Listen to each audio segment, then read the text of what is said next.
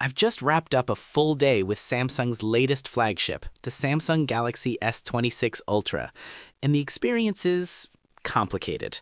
Some of the features I was most excited about didn't quite land in real-world use. At the same time, a few upgrades I barely thought about ended up stealing the spotlight. Nothing here is outright bad, but not everything feels like progress either. And it all starts with the display. Samsung's headline innovation is something called privacy display. The idea is clever. Two types of pixels sit within the panel. Standard pixels spread light widely so the screen stays visible at angles, but layered among them are narrow beam pixels that shoot light straight forward. Activate privacy mode and the wide pixels switch off, leaving only the forward-facing ones. From the side, the screen practically disappears. Unlike a standard privacy screen protector, this isn't all or nothing. You can choose exactly when it activates, specific apps like WhatsApp, password fields, and even just notifications. It can isolate parts of the screen and shield only those areas.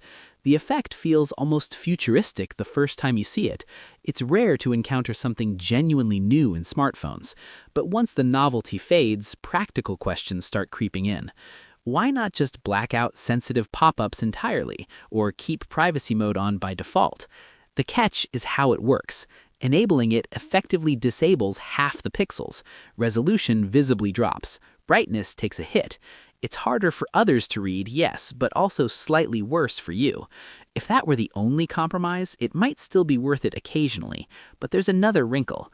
Even with privacy mode turned off, viewing angles appear weaker than on the Samsung Galaxy S25 Ultra. Tilt the phone and a subtle blue shift creeps in, with brightness falling faster than before. It would make sense. If half the pixels are optimized to fire forward, you'll lose their contribution off-axis. I need more testing to be certain, but right now I'm not convinced this trade-off benefits everyone. Looking straight at it, though, things improve dramatically. This is Samsung's first proper 10-bit panel on a phone, delivering noticeably richer color depth, and the upgraded ProScaler image processing is more obvious than I expected. Compare identical footage side by side, and fine details like water texture pop more cleanly. Privacy display may divide opinion, but overall head-on viewing is unquestionably stronger. The design story mirrors that balance. At first glance, nothing dramatic has changed, but in hand, subtle refinements add up. Corners are softer, the frame curves more gently into the display. It's slightly thinner, down to 7.9 mm from 8.2 mm, and lighter too, making it the slimmest Ultra yet. Even the S Pen has been trimmed to fit. No single tweak is revolutionary, but together they shift the feel in the right direction. For the first time since the Ultra line began, design consistency runs across the range. The S26, S26 Plus, and Ultra now share the same curvature, camera styling, and color palette. There is one controversial change, though. Titanium is gone. Samsung has returned to aluminum, much like Apple did previously. Considering how heavily titanium was marketed, it's an ironic pivot, but practically, aluminum may even help with heat dissipation. My only frustration? The colors. Samsung has produced iconic finishes before, and aluminum is easy to anodize in bold shades.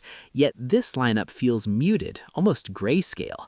It's a quiet aesthetic update overall, tasteful, refined, but arguably too safe. Still, design isn't what defines an Ultra. Cameras are, and here, once again, improvements hide beneath familiar specs. On paper, sensor resolutions haven't changed from the S25 Ultra. Look closer though, and there are three meaningful upgrades. Apertures on both the 200-megapixel main and telephoto cameras are wider, allowing more light in. Low-light processing now anticipates noise patterns before they fully form. The difference is visible. Brighter night shots, cleaner shadows, and improved highlight control, without touching resolution numbers. Video gets smarter too.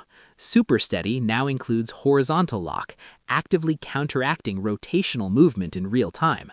Combined with existing stabilization, the results are impressively smooth. Auto framing jumps from 1080p to 4K, lens adjustments reduce flare, and Samsung introduces APV, a high-quality video format designed for repeated edits with minimal degradation. Useful, but arguably niche for most users. Processing leans further into enhancement. Compared to its predecessor, faces appear brighter and more detailed, eyes sharper, highlights better controlled. Even the selfie camera benefits. Skin smoothing is refined and subtle, noticeable but not artificial. These upgrades are respectable. They elevate performance, but they don't suddenly redefine Samsung's position in the broader smartphone camera race. Under the hood, expectations are met rather than shattered. RAM ranges from 12 GB to 16 GB, paired with the Snapdragon 8 Elite Gen 5 for Galaxy, around 20% more powerful than last year. The battery remains 5,000 mAh unchanged, despite competitors pushing well beyond 7,000 mAh.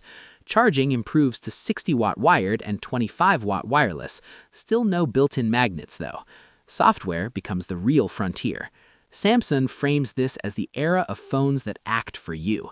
Screenshots now auto-categorize intelligently. A new Finder button makes universal search instantly accessible, even digging through past notifications.